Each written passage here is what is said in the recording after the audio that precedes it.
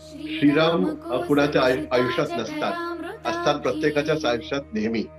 फक्त काही वेळा आपण त्यांच्या अस्तित्वाबद्दल जागरूक नसतो. ही दुसरी रिसर्च होती.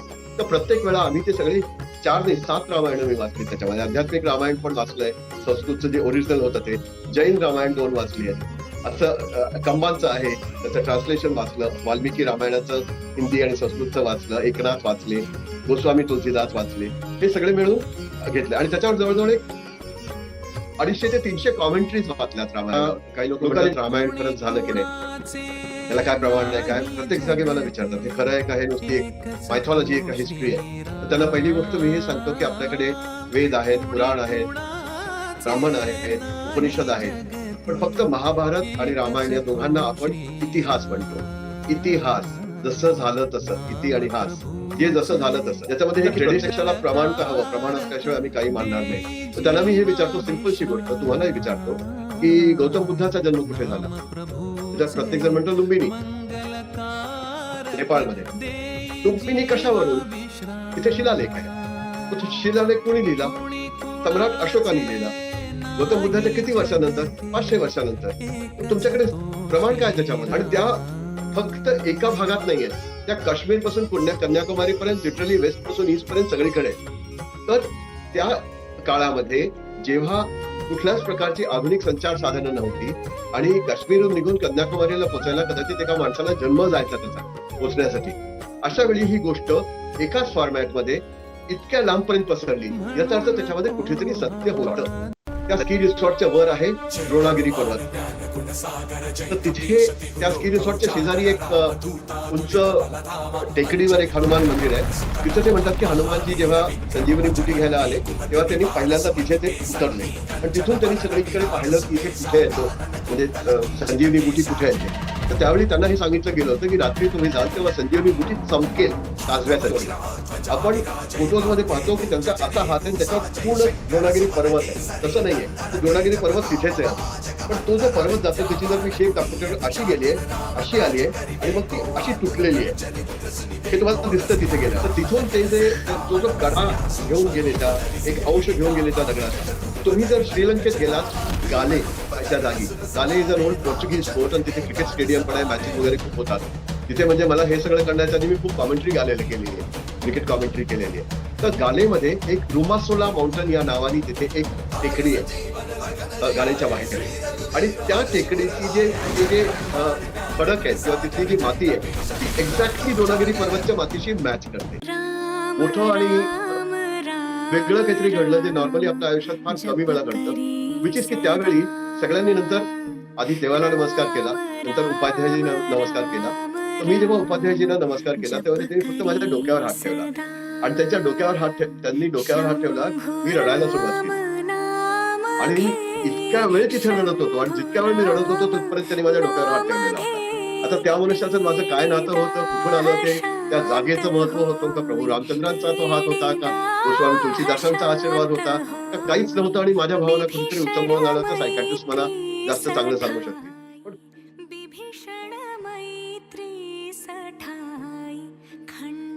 नमस्कार मंडळी, या वर्षीची नवदुर्गा पॉडकास्ट मालिका आपण एव्हाना पाहिली असेलच. नसेल तर लागलीच पाहून घ्या व अशाच उत्तम मालिका, पॉडकास्ट व मंडळाच्या नवीन उपक्रमांबद्दल जाणून घेण्यासाठी चॅनलला नक्की सबस्क्राईब करा ही नम्र विनंती. मंडळी, नवरात्रीनंतर आपण अगदी आनंदाने साजरा करतो तो सण म्हणजे विजयादशमी. याच दिवशी दशानन रावणाचा वध करून श्री रामचंद्र यांनी रामराज्य प्रस्थापित केले होते. देवीच्या उत्सवानंतर नेहमी रामरायाचा सण येतो, हेही विशेष. मग तो शारदीय नवरात्र असो, जेव्हा दसरा येतो, किंवा चैत्र नवरात्र असो, जेव्हा रामनवमी येतो.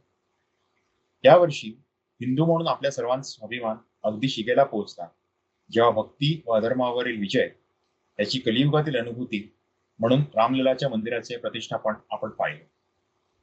कोर्टात यावर वादविवाद होत असताना त्या पुरुषोत्तमाचा जन्म अयोध्येतच झाला हे पुराव्यानिशी सिद्ध करावे लागले होते.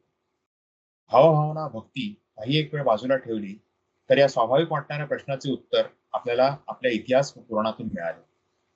ते जर मिळाले नसते तर आज देखील आपण रामायण व महाभारत ही केवळ महाकाव्य आहेत असं समज करून चाललो असतो. हे व असे अनेक पुरावे याची वस्तुनिष्ठ संशोधन करून एक दोन नव्हे तर तब्बल 4 रामायणे यांचा अभ्यास करून, स्वतःचा प्रवास करून श्रीहरींच्या या सप्तम अवताराबद्दल भक्तीला विश्वास व भूगोलाची जोड करून दिली. असे आजचे आपले हरहुन्नरी अभ्यासू पाहुणे आहेत. मूळतः एंटरप्रेनर अर्थात उद्योजक, नंतर रंगकर्मी, नाटक दिग्दर्शक, व्हॉइस ओव्हर वर काम केलेले, क्रिकेट कॉमेंट्री करणारे आणि असे त्रिविध क्षेत्रामध्ये चौफेर मुसाफिरी करणारे आपले आजचे विशेष पाहुणे आहेत श्री निलेश कुलकर्णी. निलेशजी, नवदुर्गा पॉडकास्टच्या नंतरच्या रामायण भागामध्ये आपलं विशेष स्वागत. खूप तर धन्यवाद. मला बोलवण्याबद्दल धन्यवाद. तर आपल्या इतक्या वेगवेगळ्या क्षेत्रांमध्ये असा चौफेर फटकेबाजी आपण केलेली आहे. आणि हे असताना तुमच्या आयुष्यामध्ये श्रीराम कसे आले व त्यांनी तुम्हाला तुम्ही जो उपक्रम केलात, जे पुस्तक लिहिलं, जो प्रवास केलात, याची सुरुवात कशी झाली हे आम्हाला जाणून घ्यायला हवं. श्रीराम कुणाच्या आयुष्यात नसतात, असतात प्रत्येकाच्याच आयुष्यात नेहमी. फक्त काही वेळा आपण त्यांच्या अस्तित्वाबद्दल जागृत नसतो. आणि जसं श्रीरामांना किंवा प्रभू हनुमानांना सुद्धा त्यांच्या शक्तींचा परिचय करून द्यावा लागला होता रामायणामध्ये, तसंच आपल्यामध्ये राम जागृत आहे या गोष्टीची काही वेळा आपल्याला आठवण करून द्यावी लागते. आणि ती जी आठवण असते ती कुठल्या ना कुठल्या तरी विविध कारणांनी होते. तर हे वयाच्या 62व्या वर्षी सुरू केलेलं. मी आता 69 वर्षाचा होतोय पुढच्या महिन्यामध्ये. 62व्या वर्षी हे लिखाणाचं काम मी पहिल्यांदा केलं. म्हणजे माझं पहिलं पुस्तक लिहायला मी सुरुवात केली. आणि त्याच्यामध्ये माझे को-ऑथर सहलेखक आहेत माझे जुने मित्र आहेत विक्रांत पांडे. आम्ही दोघांनी मिळून हे पुस्तक लिहिलंय. तर आम्ही 35-40 वर्षापासून मित्र आहोत आणि दरवर्षी ऍटलिस्ट 2दा तरी आम्ही सुट्टीवर एकत्र जातो कुठे ना कुठे. तर एक वेळी असं झालं होतं की आम्ही जयपूरमध्ये होतो. पुढे कुठे जाणार होतो माझ्या लक्षात नाहीये. 7-8 वर्षापूर्वीची गोष्ट आहे, 6-7 वर्षापूर्वी. आणि बायका शॉपिंगला गेल्या होत्या. आणि आता आपलं क्रेडिट कार्ड हे किती कापलं जाणार याचा विचार करण्यासाठी आम्ही सिरियसली खोलीमध्ये बसलो होतो. तर त्यावेळी विक्रांतने मला सहज विचारलं की आपण पुढची सुट्टी चित्रकूटला काढूया का? म्हणून त्याला विचारलं की तो म्हणाला, माहितीये का तुला कुठे आहे? मला काही फारसं माहिती नव्हतं. म्हणजे त्यांनी मला नकाशा एक कुठल्या तरी पुस्तकाचा त्यांनी दाखवला. म्हणाला, "ह्यात कुठे दाखव?" तर मी त्याला जवळ असं सांगितलं, "कुठेतरी इथे असेल." तो म्हणाला, "ह्याच्यामध्ये अर्ध मध्य प्रदेश आलं." "कुठे तुला माहितीये का?" "माहित नाही." "मग चित्रकूट रामायणाशी संबंधित आहे माहितीये का?" "माहितीये." "काय संबंध आहे रामायणाचा?" "माहिती नाही." मग लक्षात आलं की आपल्याला सगळ्यांना वाटतं की रामायणाची गोष्ट आपल्याला माहिती आहे. पण त्यातल्या जे ढोबळ गोष्टी आहेत त्या आपल्याला माहिती असतात. मोठ्या-मोठ्या म्हणजे महत्त्वाच्या ज्या घटना असतात त्या आपल्याला माहीत असतात. काही वेळा मराठीचा एखादा शब्द चुकीचा वापरला गेला तर ते तुम्ही पुण्याची मंडळी आहेत मला करेक्ट करा. कारण माझा जन्म दिल्लीत झालाय, दिल्लीतच मोठा झालोय, मराठी शिकलेलो नाही औपचारिकरित्या. त्यामुळे काही वेळा एखाद्या शब्दाची चूक होऊ शकते. बरं एनिवेज तर आपल्याला ते मोठ्या-मोठ्या घटना माहीत असतात. पण त्याच्या मागच्या ज्या घटना असतात किंवा काही अशा नाजूक घटना असतात आपल्याला माहीतच नसतात त्या. फॉर इन्स्टन्स चित्रकूट हे जेव्हा वनवास जे आपल्याला पूर्ण झाला 14 वर्षाचा, त्यातले 11 वर्ष, 11 महिने, 11 दिवस प्रभू रामचंद्र, सीतामाई आणि लक्ष्मणजी हे चित्रकूटमध्ये राहिले होते. म्हणजे अधिकांश भाग त्यांचा अ, वनवासाचा चित्रकूटमध्ये गेला आणि आपल्याला कुणाला माहिती सुद्धा नाही हे. मग ते झाल्यावर आम्ही असं ठरवलं, की आपण जाऊन चित्रकूटमध्ये 1-2 दिवस राहून नाहीतरी फिरायचंच असतं आपल्याला. आपण जाऊन बघून येऊया काय आहे तिथे, आपल्याला बघू काय मिळतं का? आणि आम्ही जे 2-3 दिवसाकरता गेलो, ते तब्बल 11 दिवस तिथे राहिलो. आणि मी पुन्हा त्याच्यानंतर एकदा 4 दिवसाकरता गेलो. आणि रामायणाशी संबंधित ज्या लहान-सहान सुद्धा जागा होत्या, त्या सगळ्या जागांमध्ये आम्ही हिंडलो. एक-एक जिथे लोकं एका तासात परत येतात, तिथे आम्ही 1-1 दिवस घालवला. आणि जेव्हा ते 10-11 दिवस संपले, तेव्हा आमच्या लक्षात आलं, की यात खूप काही असं आहे जे लोकांना आपल्याला सांगायचंय. म्हणून आम्ही विचार करून गेलो होतो, की आपण तिथे जाऊया आणि आपल्याला काही फार चांगलं मिळालं तर एखादा लेख लिहू आउटलुक ट्रॅव्हलर वगैरे किंवा एखाद्या कुठल्यातरी आपण ऑनलाईन ह्याच्यावर आपण तो लेख अपलोड करू. मग तिथे गेल्यावर आमच्या लक्षात आलं, की हे जेव्हा आम्ही लिहून काढलं, चित्रकूटच्या गोष्टी, चित्रकूटचा ट्रॅव्हल, तर तेव्हा आमच्या लक्षात आलं, की एका तिथल्या लोकेशनवर जर 6,000-7 हजार शब्द आपण लिहिलेत, तर आपण जर सगळ्या लोकेशन्सवर गेलो त्याचं एक पुस्तक बनेल. मग आपण का करू नये तसं? म्हणजे लोकांना ज्या गोष्टी माहिती नाहीत, त्या आपण समजा त्यांच्या निर्देशात आणून देऊ शकलो, थोडंसं हिंडून किंवा पुस्तक लिहून, तर ते किती चांगली गोष्ट आहे. म्हणून आम्ही मग त्या दिवशी ठरवलं, की आपण हे पुस्तक पब्लिश करायचं, प्रकाशित करायचं, लिहायचं, प्रकाशित करून घ्यायचं आणि ही गोष्ट पूर्णपणे न्यायची. आता या पुस्तकाचं नाव आहे in the footsteps of Ram travels with the Ramayana. तर नावामधून क्लिअर होतंय की याच्यात आम्ही ट्रॅव्हल केलं खूप. तर आम्ही कुठून गेलो? आम्ही अयोध्येपासून श्रीलंकेपर्यंत गेलो आणि पुन्हा परतीच्या रस्त्यावर आलो. तर त्यामुळे रामायणामध्ये जी अशी ठिकाणं होती, जिथे रामायणातली कुठल्याही प्रकारची काही ऍक्टिव्हिटी झालेली आहे, त्या प्रत्येक स्थानावर आम्ही गेलो.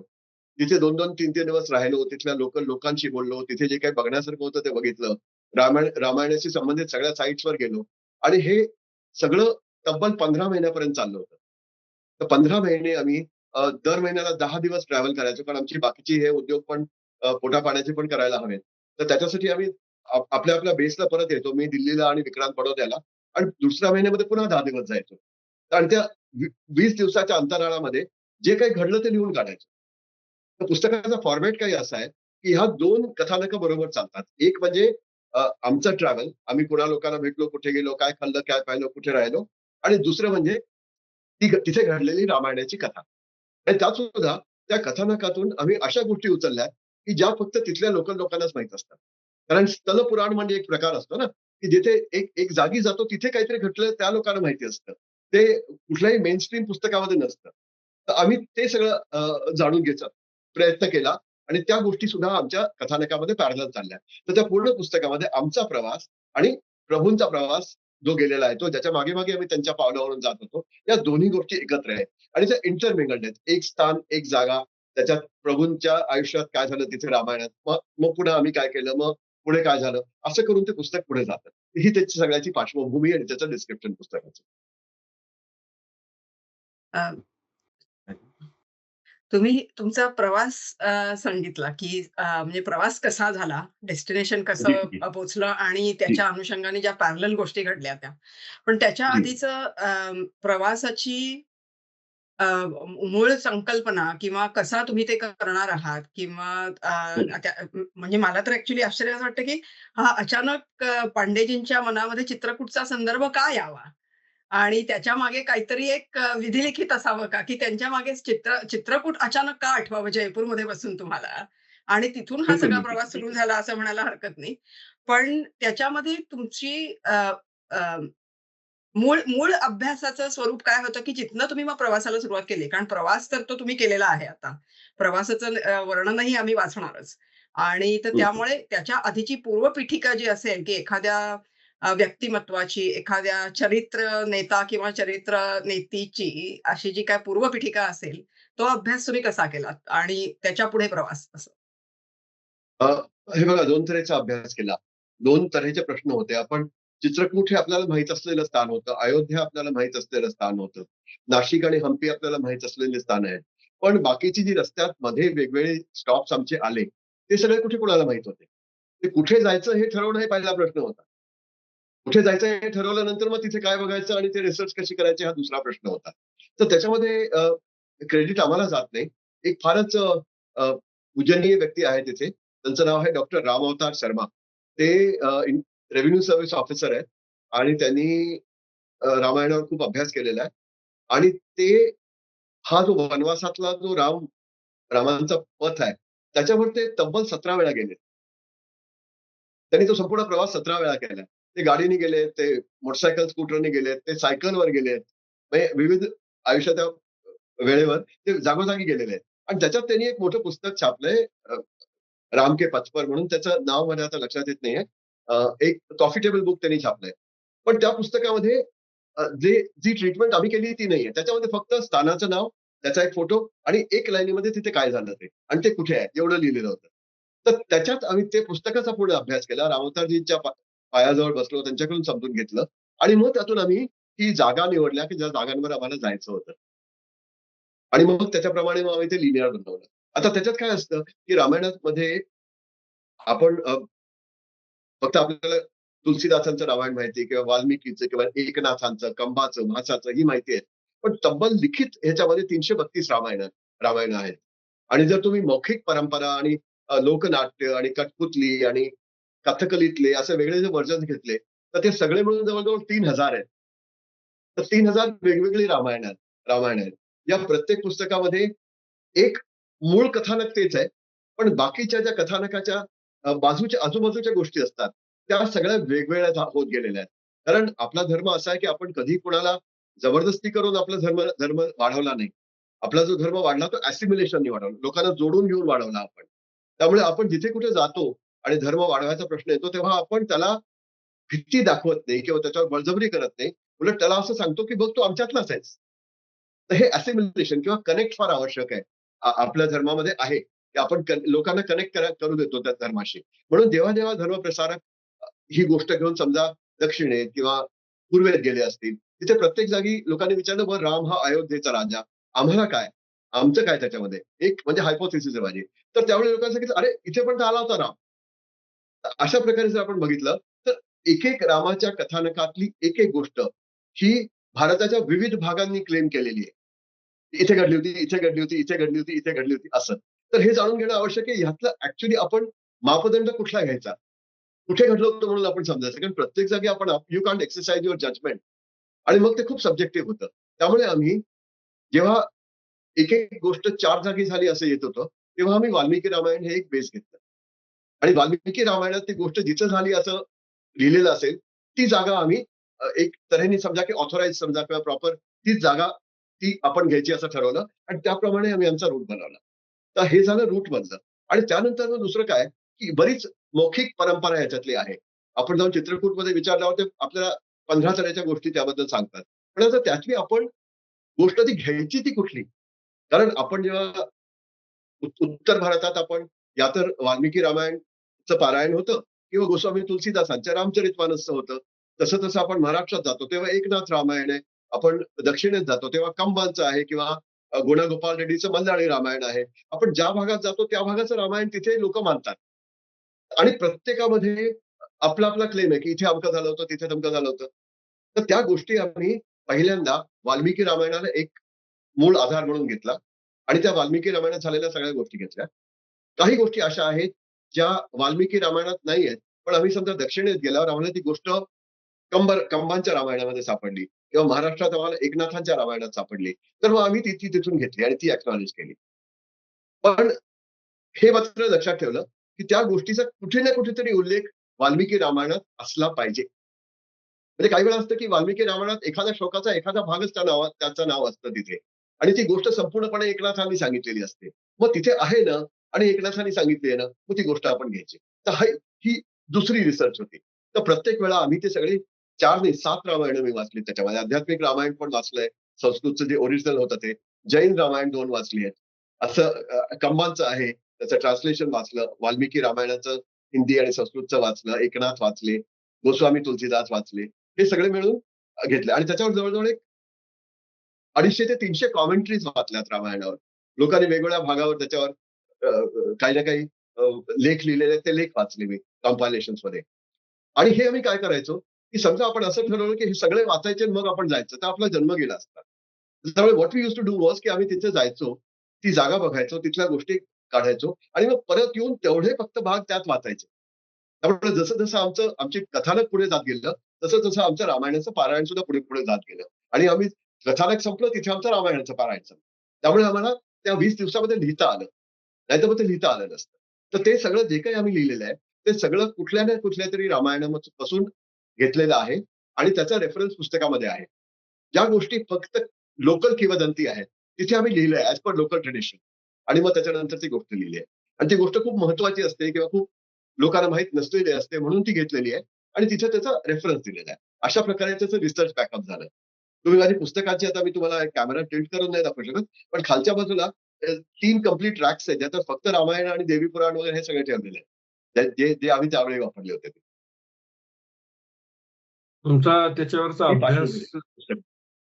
तुमचा त्याच्यावरचा अभ्यास खूपच गाढा आहे. त्याच्यामुळे मला जरा पुढचा प्रश्न विचारताना थोडी भीती वाटतेय. Please, please. की म्हणजे बऱ्याच वेळेला अशी कॉन्ट्रोव्हर्सी असते, की रामायण हे काल्पनिक आहे किंवा रामायण हे वास्तवात घडलेली घटना आहे.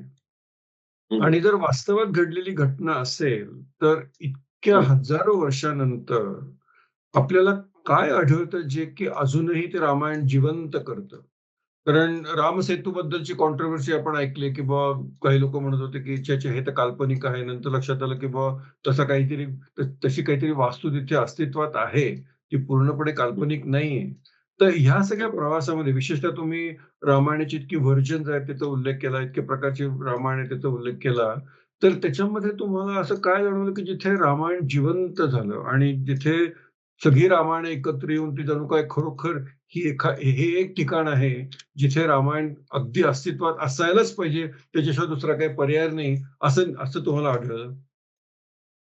हे दोन भाग येतो याच्यातले. एक म्हणजे आपण आता काही लोक म्हणतात रामायण खरंच झालं की नाही? त्याला काय प्रमाण आहे? काय? प्रत्येक जागी मला विचारतात. हे खरं आहे का? हे नुसती एक मायथॉलॉजी आहे का? हिस्ट्री आहे? तर त्यांना पहिली गोष्ट मी हे सांगतो, की आपल्याकडे वेद आहेत, पुराण आहेत, ब्राह्मण आहेत, उपनिषद आहेत. पण फक्त महाभारत आणि रामायण या दोघांना आपण इतिहास म्हणतो. इतिहास, जसं झालं तसं. इति आणि हास. जे जसं झालं तसं. तर ट्रेडिशनली वर्षानुवर्षापासून आपण त्याला इतिहासच म्हणत आलोय. आणि हिस्ट्री या शब्दाला आपला मराठी शब्द हा इतिहास आहे किंवा संस्कृत शब्द हा इतिहास आहे. त्यामुळे हा इतिहास आहे हे पहिल्या म्हणजे 100, 500, 1000, 1500, 2000, 2500 वर्षापासून आपण त्याला इतिहासच म्हणत आलेलो आहे. त्यामुळे ऐफेल टॉवरला आपण ऐफेल टॉवर वर्षानुवर्षे ते बनल्यापासून म्हणतोय म्हणून ते ऐफेल टॉवरच आहे ना.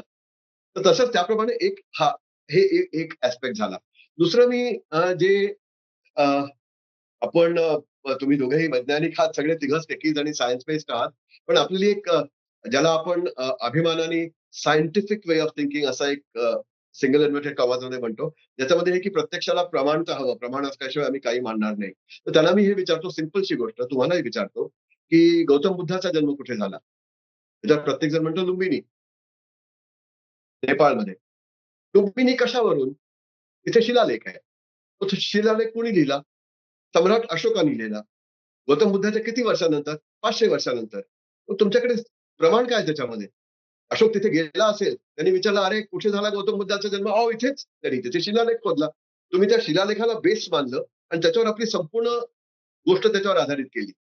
मग ज्याला तुम्ही प्रमाण किंवा प्रूफ मानता, ते स्वतः किती व्हॅलिड आहे? What is the veracity of that proof? याच्यामध्ये तुम्ही कधीच गेला नाही.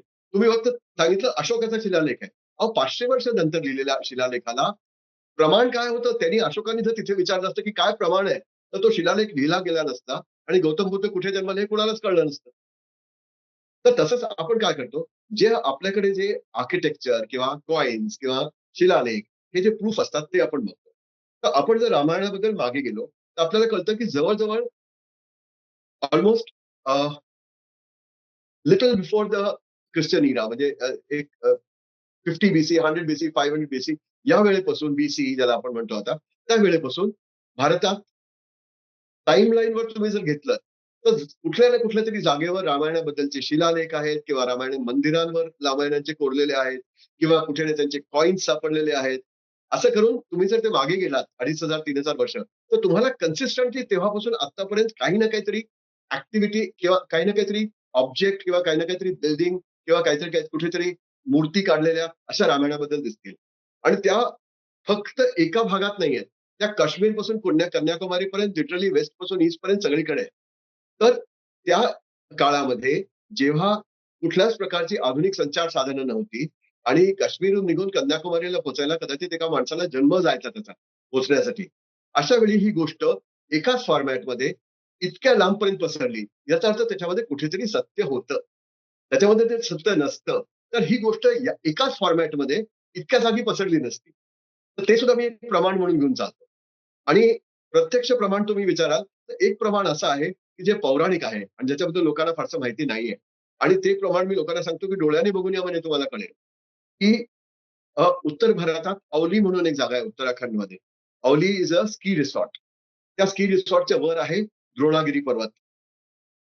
तर तिथे त्या स्की रिसॉर्टच्या शेजारी एक उंच टेकडीवर एक हनुमान मंदिर आहे. तिथे ते म्हणतात, की हनुमानजी जेव्हा संजीवनी बुटी घ्यायला आले, तेव्हा त्यांनी पहिल्यांदा तिथे ते उतरले आणि तिथून त्यांनी सगळीकडे पाहिलं, की इथे कुठे आहे म्हणजे संजीवनी बुटी कुठे आहे ते. तर त्यावेळी त्यांना हे सांगितलं गेलं होतं, की रात्री तुम्ही जाल तेव्हा संजीवनी बुटी चमकेल काजव्यासारखी. तर रावणाने आपले राक्षस पाठवले होते. ते तिथे जाऊन त्या वेगवेगळ्या भागांवर बसले होते आणि ते काजव्यासारखे चमकत होते. त्यामुळे हनुमानजीला कळेना, की आपण कुठली बुटी घेऊन जायची. म्हणून ते त्या द्रोणागिरी गावात गेले आणि गावात जाऊन एक म्हातारी जागी होती. तिची तब्येत खराब होती, खोकत होती ती. तिला तिने थांबून त्यांना विचारलं. तिला विचारलं, की ह्यातली संजीवनी बुटी कुठली? तर तिने सांगितलं, "हे बघ समोर आहे ती चमकते ती. त्या डोंगरात आहे तिथे." तर हनुमानजी गेले आणि त्यांना समजलं नाही म्हणून त्या डोंगराचा एक पूर्ण कडा त्यांनी तोडला. आपण फोटोजमध्ये पाहतो की त्यांचा असा हात आहे आणि त्याच्यावर पूर्ण द्रोणागिरी पर्वत आहे. तसं नाहीये. तो द्रोणागिरी पर्वत तिथेच आहे अजून. पण तो जो पर्वत जातो त्याची जर मी शेप दाखवतो अशी गेली आहे, अशी आली आहे आणि मग ती अशी तुटलेली आहे. हे तुम्हाला दिसतं तिथे गेल्यावर. तर एक पीस त्यांनी त्यातला काढला आणि ते घेऊन गेले. त्याची एक साइड असाइड अशी, की त्या दिवशीपासून त्या गावामध्ये हनुमानाची पूजा होत नाही. आणि तुम्ही समजा हनुमानाची एक मूर्ती किंवा लॉकेट किंवा एक एक फोटो घेऊन जायचा गावात प्रयत्न केला तर तुमच्याशी मारहाण करतात ते. ते म्हणतात त्याला बाहेर ठेवून ये आमच्या गावात यायचं असेल तर. कारण तो हनुमान आला आणि आमचं एवढं मोठं एक ॲसेट होते आमच्या गावाची ती घेऊन गेला इथून. आणि त्याच्यानंतर रामायणात तिथे जे रामलीला होते, ती रामलीला ही सीता मातेच्या अपहरणाबरोबर संपते. कारण ते म्हणतात यापुढे गोष्ट जर केली तेव्हा हनुमान आणावा लागेल त्याच्यामध्ये. तर हनुमान आणायचा नाही म्हणून त्या दिवशी रामायण संपतं. आणि त्या दिवशी अ, एका स्त्रीच्या सांगण्यावरून हनुमानाने संजीवनी बुटी नेली. म्हणून तिथे स्त्रियांना गावाच्या बाहेर पाठवतात आणि पुरुष स्वयंपाक करून पार्टी करतात तिथे. म्हणजे ते सहभोज करतात आणि स्त्रियांना मात्र गावाच्या बाहेर ठेवलं जातं. अशी तिथे प्रथा अजून पण चालू आहे. पण एनिवे मुद्दा असा, की खूपच ते स्ट्रॉंग जेव्हा तो इमोशन्स आहेत ना. हां, एक्झॅक्टली. तर तिथून ते जे तो जो कडा घेऊन गेले एक अंश घेऊन गेले त्या दगडाचा. तुम्ही जर श्रीलंकेत गेलात, गाले अशा जागी. Galle is an old Portuguese fort आणि तिथे क्रिकेट स्टेडियम पण आहे, मॅचेस वगैरे खूप होतात. तिथे म्हणजे मला हे सगळं करण्याच्या आधी मी खूप कॉमेंट्री गालेली केलेली आहे. क्रिकेट कॉमेंट्री केलेली आहे. तर गालेमध्ये एक रुमासोला माउंटन या नावाने तिथे एक टेकडी आहे. गालेच्या बाहेर. आणि त्या टेकडीची ते जे अ, खडक आहेत किंवा तिथली जी माती आहे, ती एक्झॅक्टली दोनागिरी पर्वतच्या मातीशी मॅच करते. आणि त्याचा जो आकार आहे आणि त्याचा जो साईज आहे, तो एक्झॅक्टली तिथे जो कडा तुटलेला आहे, मी दोन्ही पाहिले डोळ्यांनी. त्यामुळे मी अगदी गॅरंटीने म्हणू शकतो, की एक्झॅक्टली तसा आहे. बरं, त्या रुमासोला माउंटनवर ज्या औषधी प्लांट्स मिळतात तिथे, ते त्याच्यावरून श्रीलंकेचे जे जुने आयुर्वेदिक स्ट्रेंथ त्यांचं जे लोकल मेडिसिन आहे, ते तिथून वैद्य येतात आणि तिथले ती प्लांट्स घेऊन जातात, औषधी घेऊन जातात आणि त्यांनी ते औषध बनवतात. आणि त्या ज्या औषधी आहेत, त्या पूर्ण श्रीलंकेमध्ये त्याच्या व्यतिरिक्त कुठे मिळत नाहीत. आणि द्रोणागिरी पर्वतावर मात्र सगळीकडे मिळतात. आता ह्याच्यापेक्षा जास्ती प्रमाण तुम्हाला काय हवं? अप्रतिम. माझे बुद्धी आणि डोळे दोन्ही एकाच वेळी जागृत झाले. ऐकून खूप अंगावर शहार आणणारा तुम्ही हे सांगितलं अनुभव. पण हा झाला एक अतिशय ऑब्जेक्टिव्ह किंवा वस्तुनिष्ठ पद्धतीने बघण्याचा भाग.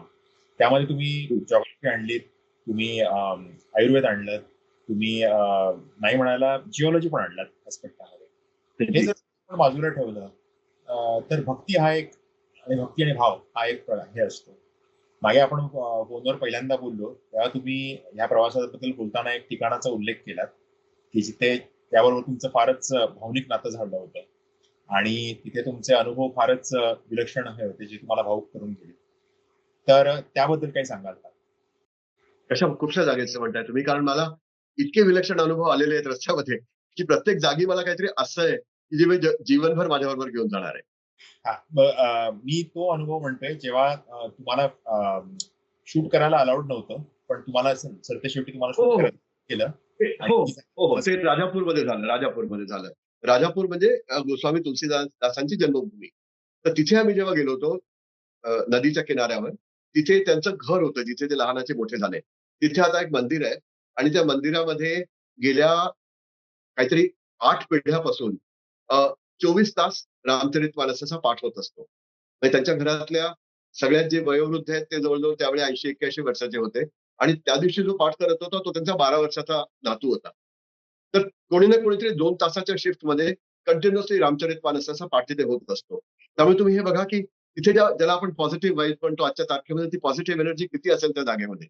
तर तिथे आम्ही बसलो. तिथे जे उपाध्यायजी होते त्यांच्याशी बोलणं झालं. त्यांनी आम्हाला सगळं सांगितलं. त्याच्या जागेवरचं महत्त्व सांगितलं. आजूबाजूला जाऊन सांगितलं.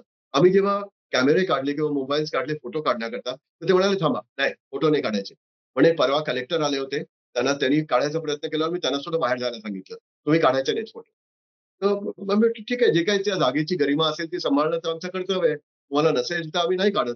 असं म्हणून मी बाहेर गेलो. मग कुठेतरी माझ्या चेहऱ्यावरची जे एक भाव होता तो त्याला दिसला आणि मी बाहेर जेव्हा चप्पल किंवा सॅडल घालत होतो, तेव्हा उपाध्यायजीने मला बोलावलं आणि म्हणाला, "तू निकाल. तुझे निकालने देंगे.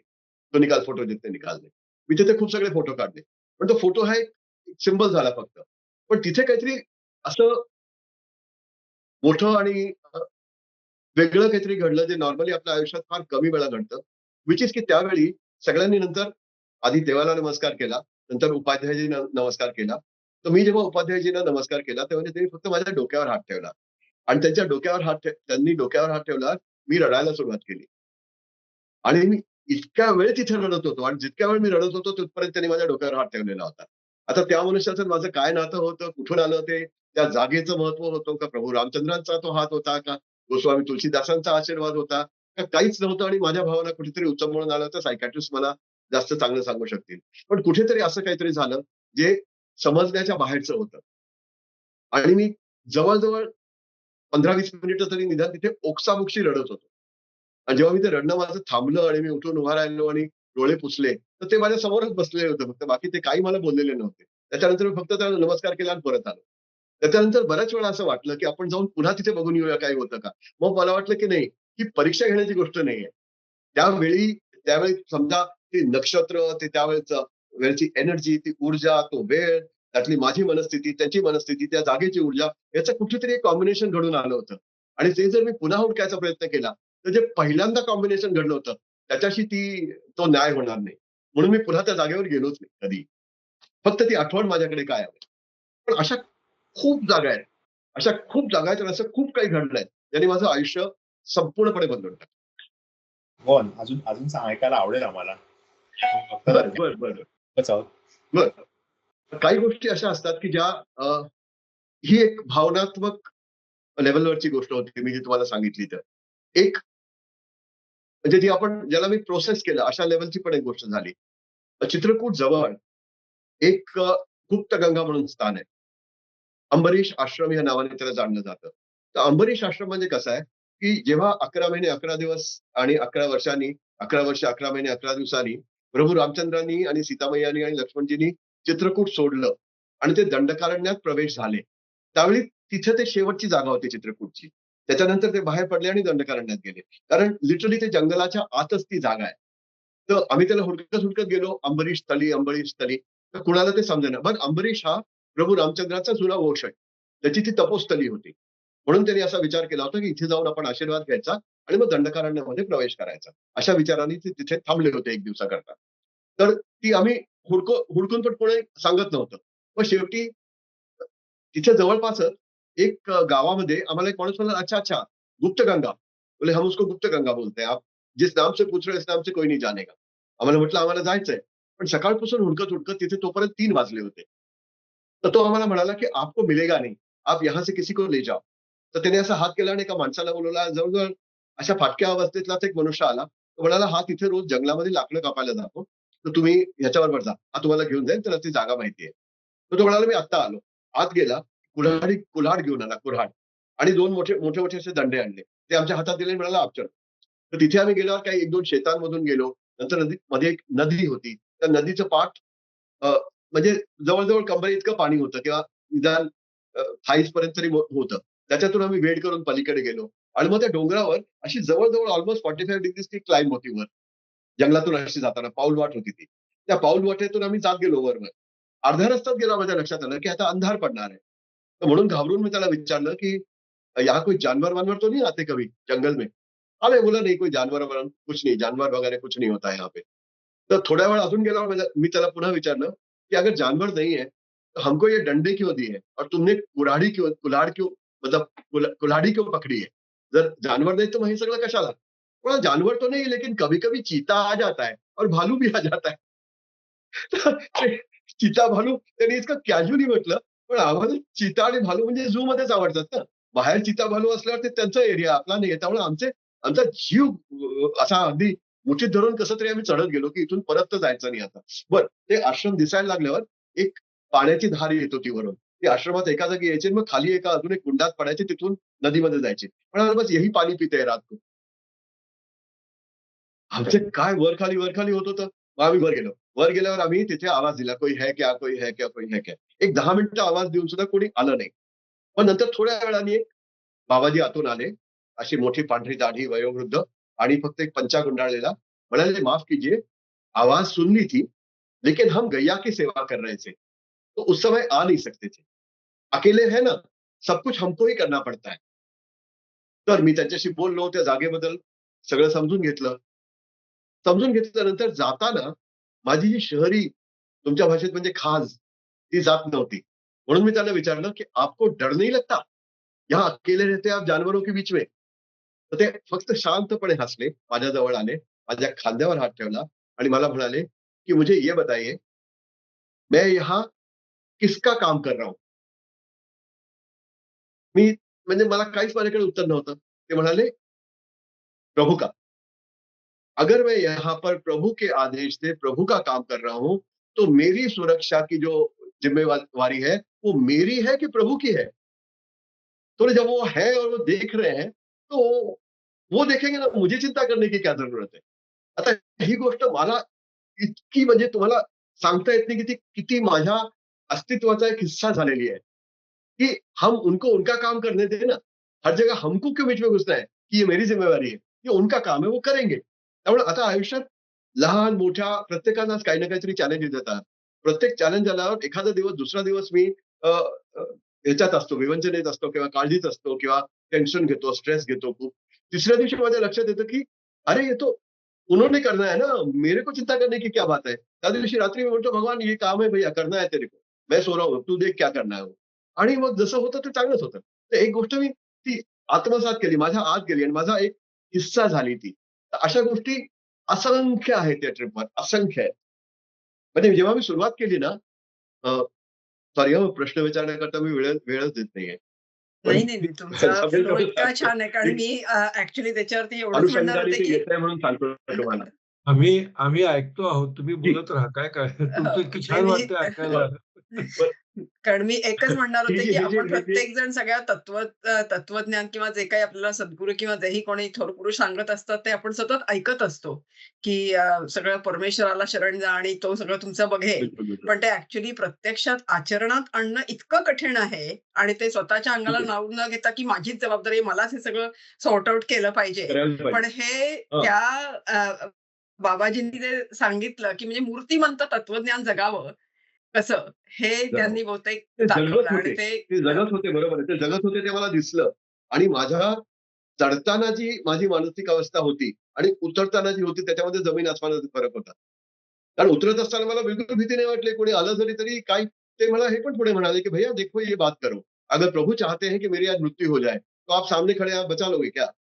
और अगर प्रभु चाहते हैं मैं जीऊँ, तो कहाँ से कितने भी चीते भालू आके आके मेरे सामने आएँगे तो आएँगे और एक तरफ से निकल जाएँगे. कुछ भी नहीं कर पाएँगे." बरं. असंच ना आम्ही जेव्हा सुरुवात केली ना, तेव्हा आम्ही हनुमान गडीला गेलो. आता हनुमान गडीच्या बद्दल कितपत आपल्याला कल्पना असेलच. पण हनुमान गडी हे हनुमानाचं सगळ्यात पहिलं मंदिर आहे. म्हणजे म्हणतात, की जेव्हा सरयूमध्ये प्रभू रामचंद्र आपला राम अवतार सोडून विष्णू रूपात वैकुंठ लोकात जात होते. तेव्हा त्यांनी अयोध्येच्या प्रत्येक नागरिकांना, काही जे चिरंजीवी होते, जांबुवंत, सुग्रीव वगैरे यांना सोडून बाकी सगळ्यांना सांगितलं, "तुम्ही या आणि माझ्यामध्ये समावेश व्हा."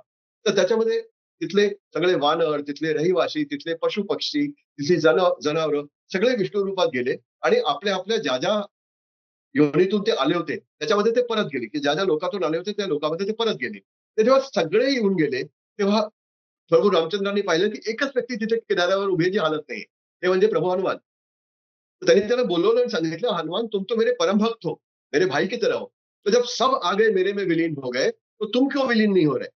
त्याच्यावर हनुमानाने त्याला हात जोडून सांगितलं, की "प्रभु आप मेरे आराध्य हो और मैं भक्त हूँ. अगर भक्त आराध्य का एक भाग बन जाएगा, उसमें विलीन हो जाएगा, तो भक्ति कहाँ जाएगी? तो इसलिए मुझे बहुत दुःख है कि आप जा रहे हैं, लेकिन मुझे आप में विलीन नहीं होना. मुझे सिर्फ ये आशीर्वाद दीजिए कि जहाँ भी राम कथा कही जाए या प्रभु रामचंद्र का नाम लिया जाए, वहाँ मेरी उपस्थिती अवश्य हो." हे त्यांनी सांगितलं.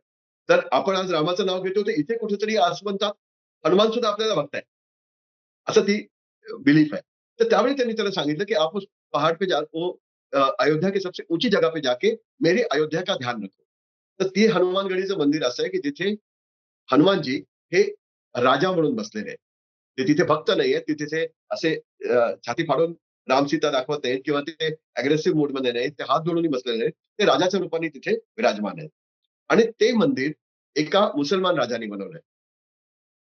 अवधच्या नवाबाच्या मुलाला कोढ झाला होता आणि त्या कोडमध्ये कोड जे झालं होतं ते कुठलाही डॉक्टर, वैद्य कुणीही ठीक करू शकला नाही. तर त्यांचा जो दिवाण होता त्यांनी सांगितलं, की "आप यहाँ चलिए, वहाँ चल के कोशिश करते हैं भगवान के रूप मन इसमें आपको शायद आराम मिले." तर तो रिलक्टंटली तिथे आला आणि तिथले जे बाबाजी होते त्यांनी भस्म घेतलं आणि ते भस्म त्याच्या अंगावर लावल्यावर तो ठीक झाला. म्हणून डिवोशन त्यांनी विचारलं बाबाजींना, की "बताइए मैं अवध का नवाब हूँ, मैं आपके लिए क्या कर सकता हूँ?" त्यावर त्या बाबाजींनी त्याला सांगितलं, की "मैं जिसका सेवक हूँ, उससे मैं मांगू, तो मुझे तीनों लोग दे सकता है. आप क्या दोगे?" तर असं उत्तर ऐकून तरी सुद्धा त्यांनी जिद केली थोडी आणि त्यांनी मग ते मंदिर त्याला बांधून दिलं. फक्त एकाच कंडिशनवर, की त्याच्या मागच्या बाजूची जी मस्जिद आहे ती पाडायची नाही. तर आजवर त्याच्या मागे जी मशीद आहे, त्या मशिदीचा रखरखाव हे हनुमानाच्या मंदिरातल्या हुंडीच्या पैशामधून होतो. तर आम्ही तिथे जे महंत प्रेमदास जी आहेत, ते त्यावेळी महंत होते. सबसिक्वेंटली ते आता अ, स्वर्गवासी झाले. तर त्यावेळी त्यांच्याशी आम्ही भेटून बोललो. तेव्हा उठत असताना एक अजून गोष्ट त्यांनी जी शिकवली ती अशी, की आम्ही जेव्हा उठून येत होतो, तेव्हा त्यांनी मला सांगितलं, "खिडकी से बाहर देखो." मी खिडकीतून बाहेर पाहिल्यावर मागे मला ती मशीद दिसली. तर मस्जिद है. तो ते म्हणाले, की "अभी हुंडी के पैसों से इसकी मरम्मत कराई है और हमारे अभी हमारे यहाँ के संतजन गाँव-गाँव में मुस्लिम भाइयों के घर गए हैं और उनको बता रहे हैं कि कल से यहाँ इबादत हो सकती है." तर मी त्यांना विचारलं, की "आप तो एक हिंदू संप्रदाय के महंत हो और आप इतने 4 अखाड़ों में अ, चुनाव करके आपको बुलाया गया है और आपको यहाँ मठाधीश बनाया गया है, तो आप मस्जिद का रखरखाव करेंगे?" तर त्याच्यावर त्यांनी मला उत्तर दिलं, की "इबादत ये भी है, इबादत वो भी है. सिर्फ सोच का फरक है." ही एक गोष्ट माझ्या डोक्यात खूप घर करून गेली. दुसरं त्यांनी मला सांगितलं, की "आप ये कह रहे हैं कि आप एक पुस्तक लिखेंगे, तो आपकी पुस्तक लिखी जाएगी कि नहीं मुझे पता नहीं. आपकी पुस्तक कोई पढ़ेगा कि नहीं मुझे पता नहीं. पुस्तक कैसी होगी मुझे पता नहीं. लेकिन मुझे एक बात पता है, कि आप जिस प्रवास पर आप जा रहे हैं, जब आप वहां से लौटेंगे, तो आप वो नहीं होंगे जो आज यहाँ पर खड़े हैं. आप कुछ और होंगे." आणि तसं खरंच झालं. तर जेव्हा मी तिथून सगळीकडून जाऊन आलो, तेव्हा जो मी आत्ताचा तुम्हाला दिसतोय, मी असा त्या ह्याच्यापूर्वी पहिल्या 60-61 वर्षामध्ये नव्हतो. आणि मी आता जी माझी विचारधारा, विचार करायची पद्धत आणि हे करायची पद्धत आहे, समजून घेण्याची, ती त्या प्रवासाच्या वेळी माझ्यात घडलेली आहे. जी. ते प्रवास अंतर्बाह्य हेच करून टाकतं आणि मला वाटतं तुमचं प्रारब्ध इतकं दिव्य होतं, की हे तुम्हाला करायला मिळालं. गिरीशजी, तुमचा प्रश्न. अ, तुम्ही जितकं म्हणजे मी तल्लीन होऊन ऐकत होतो त्याच्यामुळे मी असा विचार करतोय, की बाबा मला जो प्रश्न विचारायचा होता तो काहीतरी वेगळाच होता. पण तुमच्या म्हणजे तुम्ही जे सांगितलं त्याच्या अनुषंगाने मला प्रश्न विचारायचा आहे, की जेव्हा तुम्ही ह्या उप्स, त्याने घेऊ दे परत नाहीतर मग आपलं हे होईल. Just a minute. हां, हा, ठीक आहे. ऐकू येतंय? हां. हो, आता येतंय. अ, तुम्ही हे जेव्हा सगळा प्रवास करत होतात आणि एवढी सगळी रामायणं परत येऊन वाचत होतात आणि त्याच्यानंतर जी, परत पुढचा प्रवास ठरवत होतात. जी, जी. त्यावेळेला तुमच्यामध्ये आणि पांडेजींमध्ये जी चर्चा व्हायची, हां. त्याच्यातून काय दोघांना काय नवीन शिकायला मिळालं स्वतःबद्दल? कारण हा तुमचा दोघांचा आपण ज्याला डिव्हाइन जर्नी म्हणतो, तशा प्रकारचा प्रवास होता. जो ॲब्सोल्युटली, मला फार ॲब्सोल्युटली. कुतूहल आहे, की एखादी व्यक्ती जेव्हा एकटी असते, तेव्हा एक अनुभव असतो. पण हं. त्याच्याबरोबर जेव्हा दुसरी व्यक्ती असते, तेव्हा तो अनुभव मल्टिप्लाय होतो का अजून काही होतं? अ, त्याच्यामुळे तो कदाचित अनुभव सगळ्यांनी एकत्रित अनुभवलेला असतो. म्हणजे फक्त मी आणि विक्रांत नव्हतो. माझी पत्नी सरिता आणि त्याची पत्नी सुभा असे 4घं जण आम्ही ट्रॅव्हल करत होतो सगळीकडे. जिथे-जिथे गेलो तेव्हा 4घं जण जात होतो प्रत्येक वेळी. म्हणजे 15 महिन्याप्रमाणे. त्यामुळे आम्ही सगळ्यांनी अनुभवलेले क्षण आहेत ते. जसं आता राजापूरमध्ये मला एक अ, अनुभूती आली आणि मी तिथे रडलो. तर हे सगळे बाकी 4ही बाजूला उभेच होते ना तिथे. ते पण त्याचा एक हिस्साच होते. त्यामुळे असं नाहीये की मी काहीतरी अनुभवलं, विक्रांतने काहीतरी अनुभवलं, माझ्या पत्नीने किंवा त्याच्या पत्नीने वेगळं अनुभवलं. सगळे एका मोठ्या अनुभवाचा आम्ही भाग होतो.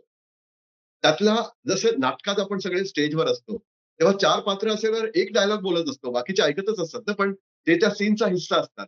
त्याप्रमाणे मला असं नाही म्हणता येणार, की काही अनुभव माझे होते, काही त्याचे होते. काही जागी त्याला काही जास्त कळलं, काही जागी मला काही जास्त कळलं. काही जागी आता सुभा तामिळ आहे. त्यामुळे आम्ही जेव्हा तमिळनाडूमध्ये हिंडत होतो तेव्हा काही गोष्टी तमिळमध्ये लोकांनी सांगितल्या, तर तिने आम्हाला अनुवाद करून मराठीत ती सांगायची. त्यामुळे त्या तिला गोष्टी जास्ती कळल्या. तर काही अनुभव त्याचे, काही अनुभव माझे, काही अनुभव आमच्या सगळ्यांचे. पण शेवटी ते अनुभव हे संमिश्रित होते. कदाचित त्या राजापूरचा अनुभव हा माझा एकट्याचा होता. बाकीच्यांनी फक्त त्याला बघितलं, त्याला अनुभवलं नाही. काहीतरी फरक त्याच्यात होता. आता जेव्हा मी ह्या डोंगर चढून गेलो होतो, त्यावेळी मी एकटाच होतो. त्यावेळी विक्रांत नव्हता येऊ शकला, कारण मी एका दिवसाकरता फक्त तेवढ्याकरता चित्रकूटला गेलो होतो. त्यामुळे तो अनुभव त्यांनी घेतलाच नाही. पण सांगितल्यावर कळलं. पण झालेलं काय, की 15 महिन्यापर्यंत एक 35-40 वर्ष जुना मित्र तुमचा, तुमच्याबरोबर कंटिन्युअसली असतो. तेव्हा असे घासून-घासून कळतच नाही, की कुठे एक संपला आणि कुठे दुसरा सुरू झाला. त्यामुळे ते वेगळ्या-वेगळ्या अनुभव असे मला नाही म्हणता येत. हे सगळे आमचे संमिश्र अनुभव आहेत आणि अजून सुद्धा जेव्हा आम्ही एकत्र बसतो, तेव्हा ते विषय तसेच निघतात. त्यामुळे वेगळं असं नाही मला वाटत. मला वाटतं की सगळा एकच अनुभव आहे. आता आपण चौघं जण एका स्क्रीनवर आहोत ना, प्रत्येक जण वेगवेगळं मी बोलतोय, प्रत्येक वेगळा ऐकतोय, प्रत्येक जण वेगळा प्रश्न विचारतोय. पण आपण जेव्हा हे स्क्रीन बंद करून परत जाऊ, तेव्हा हा आपल्या चौघांचा अनुभव असेल. तसंच ह्याचं झालेलं आहे. मला एक छोटासा उपप्रश्न आहे, की जी. हा इतका म्हणजे इतका मोठा अनुभव होता तुम्हाला सगळा रामाच्या पावलावर पाऊल ठेवून प्रवास करणं. जी, जी, जी, जी. त्याच्यानंतर तुमच्या कारण तुम्ही म्हणजे मल्टीफॅसेटेड पर्सनॅलिटी आहात. तर तुमच्या इतर आयुष्यातल्या इतर गोष्टींमध्ये कसा काय प्रभाव पडला त्याचा? माझं स्ट्रेस लेव्हल कमी झालं खूप कुठलंही काम करताना. म्हणजे कुठलंही चॅलेंज घेताना मला सोपं वाटायला लागलं थोडंसं. नवीन कुठलीही गोष्ट करताना असं वाटत आणि आता वाटत नाही की जमेल की नाही, नाही जमलं तर काय होईल? आता हे नवीन पुस्तक लिहिलंय ते खूप खूप अभ्यास करून, खूप मन लावून आणि त्याच्या खोलपर्यंत जाऊन तो विषय लिहिलाय. तर काही वेळा असं वाटतं की आपण हे पुस्तक लिहिलंय लोकांना आवडेल की नाही? लोकं वाचतील की नाही? पहिलं पुस्तक विकलं गेलं तेवढं चौथं पुस्तक विकलं जाईल की नाही? पण 1-2 दिवस वाटतं, नंतर वाटतं त्याच्या हातात आहे ना, तो करेल ना ते करायचं. ते आपल्याला काळजी करायचं काय कारण आहे? तर तो एक विचार करायची पद्धत बदलली. म्हणजे way of looking at things has changed. जसं मी एम-बी-ए झालो, तेव्हा मला लोकं विचारायचे की तुम्ही बिझनेस मॅनेजमेंट केलं, तर आता तुमच्यात काय फरक पडला? बिझनेस तर पहिल्यापासून चालत आलाय ना. मी त्याला सांगितलं की बिझनेसमध्ये फरक नाही पडला. माझ्या बघायच्या दृष्टिकोनात फरक पडला. बरोबर. The way I look at it has changed. Because the way I look at it has changed, I will approach every problem in a different way. तसंच झालेलं आहे. हा फरक परिस्थितींमध्ये आलेला नाही, हा फरक माझ्यामध्ये आलेला आहे. त्यामुळे कुठलाही प्रश्न पुढे आला, छोटा अथवा मोठा, आता ही पॉडकास्ट करायची की नाही? या पॉडकास्टमध्ये 1.5 तास, 2 तास सलग मला किंवा तास, 1.5 तास मराठी बोलता येईल का? मी बिन तयारीचं याच्यावर बोलू शकेन का? आता हे प्रश्न पडत नाहीत. असं वाटतं की ठीक आहे, आपण तिथे जाऊ. जे काही ते सगळ्यात चांगलं होऊ शकत असेल, ते आपण करू. बाकी बघणारा बसलाय ना. तर एक it's a way of looking at it that has changed. Not the substance of the problem. It's the way you handle the problem that has changed. So as a psychologist and psychiatrist, you would appreciate that it's the way you look at it that actually matters. Not the problem may be the same, but मला तो वेगळा दिसेल, मॅमला वेगळा दिसेल, यांना वेगळा दिसेल, सगळ्यांना तो वेगळा दिसेल ना. माझी बघायचा दृष्टिकोन बदलल्यामुळे मला ते प्रश्न थोडे त्याला सोपे वाटायला लागले पहिल्यापेक्षा. अगदी खरं आहे ते. अगदी अगदी खरं 100% आम्ही त्याला कॉग्निटिव्ह बिहेवियर थेरपी म्हणतो किंवा कॉग्निटिव्ह थेरपी म्हणतो. Absolutely, absolutely, absolutely, absolutely. अं, जी, मला एक प्रश्न होता. अ, जी. हा सगळा प्रवास तुम्ही केला म्हणजे तो सगळा जॉट डाउन केला. त्याची सुरुवात कशी झाली आणि त्याची सगळं रोमहर्षक सगळी जी कथा आहे म्हणजे किती तास ऐकू शकेन मी, की याला मर्यादाच नाहीये आता खरं तर. पण हे काही स्मूथ होत नाही. ह्या सगळ्या हं, गोष्टींच्या मागे परिश्रम असतात आणि त्याच्यामध्ये येणारे चॅलेंजेस पण असतात. आणि मग ते हं. चॅलेंजेस वेगवेगळ्या लेव्हलला येऊ शकतात. म्हणजे तुमचं दररोजचं काम आहे ते तर तुम्ही टाकू शकत नाही. ते तुम्हाला महिन्याचे जे काही 20 दिवस पॉडकास्ट म्हणजे ते वाचते बघितलेलं लिहिणं प्लस दररोजचा व्यवसाय करणं किंवा सोशल बिलकुल, असतात, एंगेजमेंट्स असतात, मुला-मुलींची शिक्षणं, बिलकुल. लग्न ते सगळं असतं. जी, तर अशी जी बिलकुल. जी काय चॅलेंजेस आली त्याच्याबद्दल तुम्ही काय सांगू शकाल आणि त्याला तुम्ही कसं तोंड दिलं? कारण आता तुम्ही म्हणालात, की अ, हा सगळा प्रवास झाल्यानंतर तुम्ही एक वेगळी व्यक्ती आहात, की ज्यांचा अप्रोच बघण्याच्या गोष्टींकडे बदललेला आहे आणि त्यावेळी जी, हा सगळा प्रवास चालू होता. म्हणजे हा जी. गोष्टींचा अप्रोच बदलणारा अजून फॉर्म्युलेट पूर्ण झालेला नव्हता. It was still a journey. तर त्याच्यामध्ये येणारी जी वेगळी-वेगळी संकटं होती त्याच्याबद्दल थोडं मला ऐकायला आवडेल, की म्हणजे त्याच्यावरती कशी संकटं आली किंवा कशी चॅलेंजेस आले आणि how did you get by those? 2 लेव्हलचे चॅलेंजेस आले. काही हे बघा, एक तर मुख्य चॅलेंज हा फोकसचा चॅलेंज होता. म्हणजे आपण 10 दिवस व्यवसाय माझा स्वतःचा आहे, तर तो सोडून मी जातो. 10 दिवस माझा कुठलाही संपर्क नसतो त्या लोकांशी, ऑफिसच्या लोकांशी. त्यामुळे माझे ठीक आहे जुने एम्प्लॉईज आहेत त्यामुळे तेवढा विश्वासलायक आहेत तर ते मॅनेज होतं. पण तरी सुद्धा परत आल्यावर इतके सगळे प्रॉब्लेम पडलेले असतात. आपल्याला लिहायची घाई असते आणि ते प्रॉब्लेम 10 दिवस त्या लोकांनी, ऑफिसच्या लोकांनी सहन केलेले असतात. दे आर जस्ट वेटिंग की केव्हा परत येतील आणि केव्हा आपण त्यांच्यावर डंप करू. मग ते आपल्याला सॉर्ट आउट करायचे असतात. त्यामुळे ह्या दोन्हीचा कॉन्फ्लिक्ट इतका जास्ती होतो की काही वेळा वेळच मिळत नाही किंवा शक्यच होत नाही दोन्ही गोष्टींना जस्टिस करणं. तर स्वतःला 2 वेगवेगळ्या मनस्थितीमध्ये ठेवायचं. म्हणजे एक वृक्ष, व्यवहार आणि पैशांची देवाण-घेवाण ह्या सगळ्यांचा एक एक मानसिकता. त्याच्यात मला असं म्हणून चालणार नाही, की पेमेंट आ गई तो आ गई, नहीं आई तो चलो जब होगी तो आ जाएगी, कोई बात नहीं. असं तर नाही चालणार. मला ते त्याची जे कर्म त्या अनुषंगाने करायची ती करावीच लागणार ना. त्याच्याशिवाय तर काही होणार नाही. त्यामुळे ते मी करतच होतो.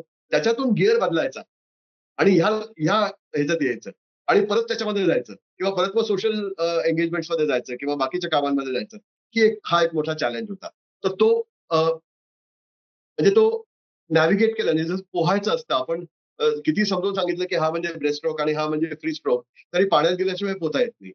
तसंच ते ॲक्चुअली झालेलं आहे, की ते करायला लागलो तसं-तसं ते घडत गेलं आणि ते होत गेलं. काही वेळा 4 वाजता उठून सरिता उठायची 6:00-6:30 ला जेव्हा, त्यावेळी टेबलावर अशी 5-6 रामायणं पसरलेली असायची. लॅपटॉपमध्ये असायचं. आम्ही कुठेतरी एकामध्ये बघत असायचो. ते सगळं करून ते झालं. तर पहिला चॅलेंज हा फोकस हा होता. त्या विषयावर फोकस करू शकणं हा होता. माझा तेवढाच एक व्यवसाय असता तर ते सोपं झालं असतं. पण ते नसल्यामुळे मला ते करावं लागलं. That's one.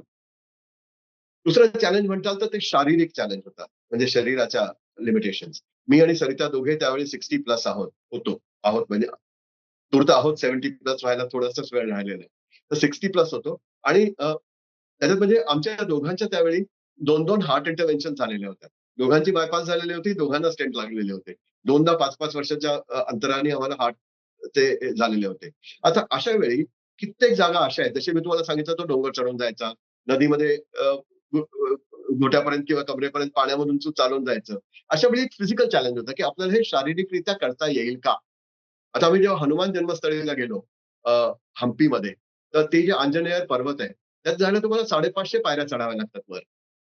तर जेव्हा आम्ही त्याच्या बेसजवळ उभा होतो, तेव्हा आम्ही दोघं हाच विचार करत होतो, की आपल्याला 550 पायऱ्या चढता येतील का? करू शकू का आपण हे? होईल का आपल्याला विथ 2 हार्ट सर्जरीज? आपल्याला तर प्रत्येक गोष्ट पायऱ्या चढताना थांबा, थांबून-थांबून चढा. कित्येक डॉक्टर्सनी आम्हाला जी हे सांगितलेलं आहे रेजिम त्याप्रमाणे आम्ही जगत आलेलो आहे. पण तिथे जेव्हा आम्ही त्या पायऱ्यांच्या शेजारी उभे होतो, तेव्हा पुण्याचीच आपल्याला आम्हाला एक कपल येताना दिसलं वरून. त्यावेळी मी समजू 62-63 वर्षाचा होतो. तर ते म्हणजे जवळ-जवळ 70च्या मिडमध्ये असतील कुठेतरी. तर ते लोक हळू उतरत येत होते. तर ते मराठी बोलत होते म्हणून आम्ही त्यांना विचारलं, की "अहो तुम्ही हे उतरून आलात, चढून आलात, आम्हाला जमेल का?" तर ते म्हणाले, "मी तर 72-73चा आहे. माझ्या मागे जे कपल येतात ते 80 वर्षाचे आहेत. म्हणजे ते चढून गेले आणि उतरून आले, तुम्हाला का नाही जाता येणार?" तर तिथून आम्ही वी टूक होप फ्रॉम दॅट आणि मग आम्ही त्या 550 पायऱ्या चढून गेलो ना वर. म्हणजे कुठे तुम्ही 3 मजले असेल तरी म्हणतो, "नको 3 मजले चढायला नको, आपण लिफ्ट घेऊया." 35 पायऱ्या किंवा 40 पायऱ्या आणि आम्ही 550 पायऱ्या चढून गेलो. त्याच्यामध्ये आम्ही रस्त्यात गाणी म्हटली, हनुमान स्तोत्र म्हटलं, हनुमान चालीसा म्हटला, मध्ये थांबलो, पाणी प्यायलो. ठीक आहे, दुसऱ्यांना 1 तास लागत असेल, आम्हाला 1.5 लागला असेल वयाप्रमाणे. पण ते कुणाशीही होऊ शकत होतं ना. वी कुड डू दॅट. नंतर असंच आम्ही जेव्हा एलाच्या पुढे हनुमान केव्ह होती एक. सॉरी रावणास केव्ह होती. रावणास केव्ह. त्याला तर 800 पायऱ्या होत्या हो. आणि जे शेवटच्या पायऱ्या त्याच्या जवळ-जवळ 25 होत्या. त्याला फक्त एक शिडी लागलेली होती अशी. आम्ही त्या 800 पायऱ्या सुद्धा चढून गेलो. आणि ती शिडी सुद्धा आम्ही चढलो. एक कच्ची शिडी होती त्याच्यावरून आणि त्या केव्हमध्ये गेलो पाहायला काय आहे ते. तर हे सगळं शक्य झालं. It was a physical challenge for the body. But I guess it was the mind that was working on it. आणि मनाने शरीराला सांगितलं, की तू हे करू शकतोस. आणि त्यामुळे शरीराने ते सगळं त्याला करून दाखवलं. तर ते दुसरा चॅलेंज होता. तिसरा एक महत्वाचा चॅलेंज म्हणजे अ, भाषा. जसं कित्येक जागी आम्ही जेव्हा गेलो, तेव्हा कुठे कन्नड बोलली जात होती, कुठे तमिळ बोललं जात होतं. तर त्या लोकांना तीच भाषा येत होती. आता तुम्हाला ऑथेंटिक जर पाहिजे असेल, तर तुम्ही त्याचा हिंदी, इंग्रजी अनुवाद ऐकून ऑथेंटिसिटी नाही आणू शकत. तुम्हाला त्याच्या भाषेत ऐकायला हवं ना, जो तो बोलतो तो. आणि कित्येक जागी लोकांना डायरेक्शन सुद्धा सांगता येत नव्हतं, कारण त्यांची भाषाच आपल्याला समजत नव्हती बिलकुल. तर त्याच फायदा असा झाला, की आम्ही सगळे खूप वेगवेगळ्या भाषा बोलतो. जसं मी मराठी, हिंदी, पंजाबी आणि इंग्रजी बोलतो. विक्रांत आणि सुभा हे गुजराती, बांगला आणि तमिळ बोलतात. In addition to English and Marathi. त्यामुळे आमच्याकडे 6-7 भाषा होत्या सगळ्यांमध्ये म्हणून. त्यामुळे सगळे मिळून आम्ही त्या सगळ्या भाषांमध्ये बोलू शकत होतो. त्यामुळे कित्येक जागी अनुवादाचं काम हे सुभा पांडे करत होती, जिला तमिळ पण येतं, तिला स्पॅटरिंग ऑफ कन्नडा सुद्धा येतं. त्यामुळे ते कळून ती आम्हाला सांगत होती. पण तरी भाषा काही जागी अडत होती आम्हाला ऑथेंटिसिटीमध्ये. आणि 5वा चॅलेंज म्हणजे inhibition of the local people. काही जागी अशा असतात, काही स्थानं अशी आहेत, की जी शापित किंवा दूषित मानली जातात. त्यांचा उल्लेख करणं हे सुद्धा लोकल लोकांना वर्ज्य आहे. त्यामुळे ते तुम्हाला सांगतच नाहीत त्या जागेबद्दल. जसं हंपीच्या शेजारी जिथे वालीनी आपला शरीराचा त्याग केला, ती त्याची जागा आहे. तर ती जागा आम्हाला लांबून एकाने दाखवली, नदीच्या या बाजूनी, की वो वहां नदी के आगे है, ये गाव है वेंकटगिरी, वहां से जाएंगे तो आगे आपको मिल जाएगा. तर आम्ही नदी आमच्याकडे व्हेकल होतं, तर आम्ही पूर्ण फिरून त्या व्यंकटगिरी गावाचं जे काही गाव होतं त्या गावाजवळ गेलो आणि तिथे जाऊन त्यांना विचारलं, वाली का स्थान कोणचं आहे? लोक इकडे बघायचे, तिकडे बघायचे, वर बघायचे, खाली बघायचे, कोणी काही सांगायचं नाही. फार मुश्किलीने एक आम्हाला रिक्षावाला भेटला. त्याने आम्हाला सांगितलं, की ₹500 दो तो दिखाऊंगा, लेकिन दूर से दिखाऊंगा, पास नहीं जाऊंगा. तर त्यांनी लांबून आम्हाला दाखवलं, हो, वहां आहे. चारी बाजूला केळीची शेती, त्याच्यामध्ये पाणी दिलेलं चिखल आणि त्याच्यामध्ये जवळजवळ 100 मीटर मोठा लांब आणि एक 20 मीटर मोठा असा एक हिलक होता. म्हणजे एक टेकडी छोटीशी होती आणि त्याच्यावर खूप झाडी होती, गर्द झाडी होती. तर ती म्हणे ती जागा आहे.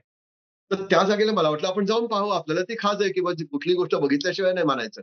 म्हणून मी त्या चिखलातून जवळ-जवळ गुडघ्या-गुडघ्या चिखलातून जाऊन त्या जागेपर्यंत गेलो. त्या जागेची अशी आहे, तिथे म्हणतात की तुम्ही जर थोडीशी जमीन खणली, तर आतून जे दगड निघतात, ते अस्थींच्या आकाराचे आहेत. जसे स्मशानातून अस्थी आपण आणतो त्यावेळी असे दगड असतात जे मोठे पांढऱ्या रंगाचे दगड आहेत आणि त्याला अस्थींचा आकार आहे वेगळ्या शरीराच्या भागाचा.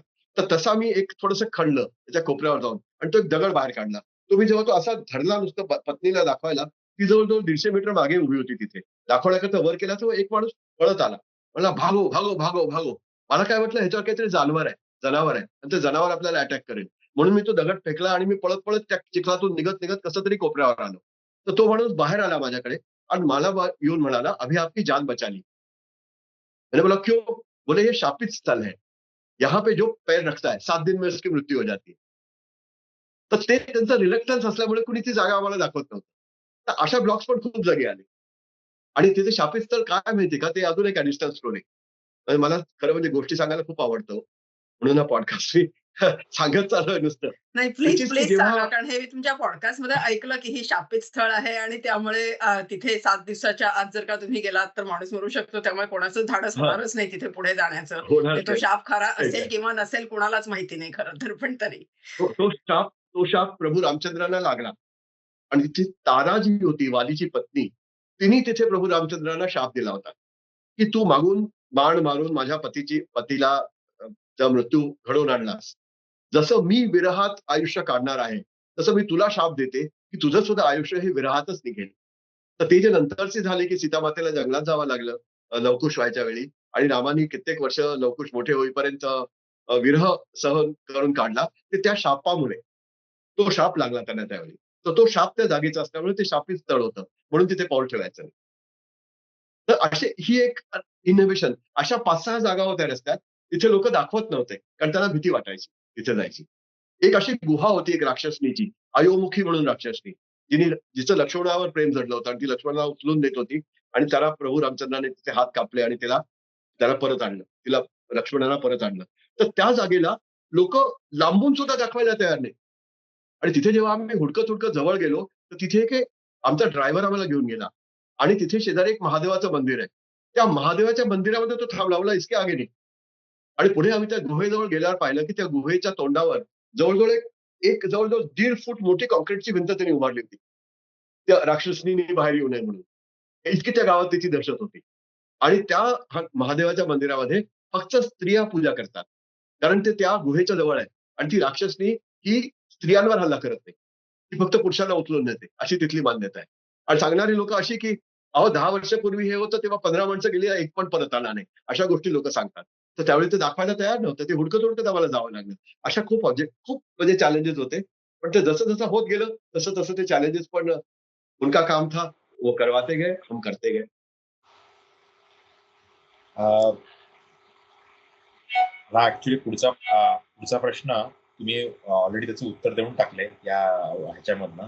तो होता की हे प्रवास बाकीच्या मंडळींनी पण करावेत का? पण तुम्ही ज्या डिफिकल्टीज सांगितल्यात, मला वाटतं हे सर्वांच्या करण्याचं काम नाही आणि म्हणूनच पांडेजी आणि तुम्ही हे युनिक ठरता. हे आम्हा सगळ्या मंडळींना इतक्या सगळ्या जाचातनं जाऊन रामप्रभूंनी आता ही अवस्था आहे. तर साधारण किती 7,500 वर्षांपूर्वी रामायण घडलंय आपण असं मानलं, तर त्यावेळेला काय हे असतील, चित्र असेल किंवा काय निसर्ग असेल किंवा काय हे असेल, याची आपल्याला कल्पना करू शकतो. हा प्रवास बिलकुल. पण आता कुलकर्णींचा पुढचा प्रश्न काय आहे? सॉरी, पुढचा मी प्रश्न. मी तुम्हाला प्रवासाबद्दल सांगू.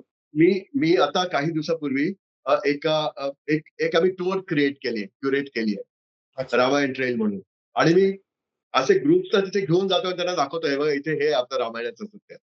तर प्रवास करतायत लोक, हा माझ्याबरोबर करतायत लोक प्रवास. बरोबर. तुम्ही सुद्धा सगळ्या एका दिवशी आलात तर मी तुम्हाला घेऊन जाईन या रस्त्यावर आणि I show you what the places are on. आमचा मला एक्झॅक्टली तोच कळेल आणि प्रश्न स्वतः होता पाहायला की अनुभवायला असं काही मिळेल. करता येईल का? आम्ही करतोय ऑलरेडी. मी ऑलरेडी करतोय. पहिला ग्रुप माझा 14 नोव्हेंबरला माझ्याबरोबर जातोय. तर रेग्युलर आता ते ग्रुप जात राहणार आहेत. त्यामुळे तुम्हाला कधी जॉइन व्हायचं असेल तर you are welcome. I be at your service. त्याची माहिती टेक युअर. कुठे मिळेल आम्हाला? म्हणजे मी लगेचच मी तयार आहे नंतर म्हणजे तुम्हाला त्यामुळे मी त्याच्यानंतर मी तुम्हाला त्याची लिंक किंवा डिटेल्स पाठवून देईन. Perfect, perfect. म्हणजे मी I'll do ताबडतोब that. तयार I'll do आहे. बिलकुल, बिलकुल. मला आवडेल तुम्हाला घेऊन जायला बरोबर. सगळे या तुम्ही, आपण जाऊ एकत्र. ही सगळी स्थानं तुम्ही अनुभवा आणि यावेळी मला तुम्हाला ते हुडकावी लागणार नाहीत.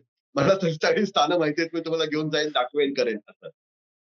उत्तम. जी. हां. तर निलेशजी, आपला प्रवास, आपली जिज्ञासा आणि मगाशी तुम्ही म्हणालात तसा फोकस, अर्थात तुमचा निश्चय हा कायम ठेवून रामायण आपल्याला कथारूपी ऐकलंय, नंतर वेगवेगळ्या भाषांमधलं ऐकलंय, पण तुम्ही आता तुमचं एक जे व्हर्जन लिहिलं ते भूगोलरूपी रामायण म्हणायला हरकत नाही.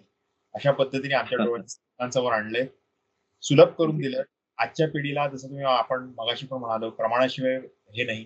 तर एक नाही, दोन नाही, किती पानांचं, मला वाटतं 150 पानांचं तुमचं पुस्तक असावं. तर 300 पान. जवळ-जवळ 300 पान, 350 पानांचं पुस्तक आहे. कमीच तुम्ही तर 300 पानांचं तुम्ही पुरावे दिलेले आहेत आणि हे पुरावे ऑलरेडी आपल्या इतिहास आणि पुराणांमध्ये आहेत. ते संक्षिप्त करून तुम्ही दिलेले आहेत, वाचनीय करून दिलेले आहेत. त्याबद्दल बिलकुल. मंडळातर्फे तर आहेतच आहेत, पण आमच्या पिढीतर्फे सुद्धा तुमचे मनःपूर्वक आभार. तुमचे असेच उपक्रम पुढे चालत राहू द्या, की रामप्रभू आणि भगवती दुर्गा जिचा आपण आता समारोप केला, की तुम्हाला अशी सद्बुद्धी देत राहो. तुम्हाला, पांडेजींना, सर्व तुमच्या कुटुंबांना आणि तुमच्या टीमला सदिच्छा व्यक्त करून हा पॉडकास्ट संपवतो. जय श्रीराम. जय श्रीराम. खूप खूप धन्यवाद. मला बरं वाटलं. आनंद झाला आपण आपल्या लोकांशी कनेक्ट करून.